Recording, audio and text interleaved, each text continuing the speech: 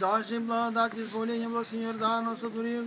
юных ныне сложное сочинение, дай греху разрешение духа, исцеление демонов, все убительную, супротивную силу, неприступным, грехов исполнен, да все почерпающие, причащаются, имеют его освящение души телес, ко исцелению страстей, ко освящению домов, ко всякой пользе изрядный, ибо если Бог наших же водой и духом навещавший естество,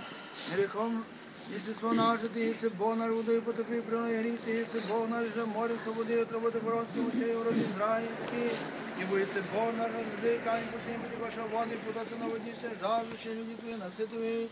если святый воду сию духом твоим святым, сами ныне, владыко, святый воду сию духом твоим святым, не даже сим прикасающимся ей, причащающимся и мажущимся ей, священие, здравие, очищение, благословение, сам Господи помилуй, Господи нации наши, святейший патриархи православный, пресвященный митрополите, архиепископы, епископы, весь священнический монашеский чин, чающийся Тебе,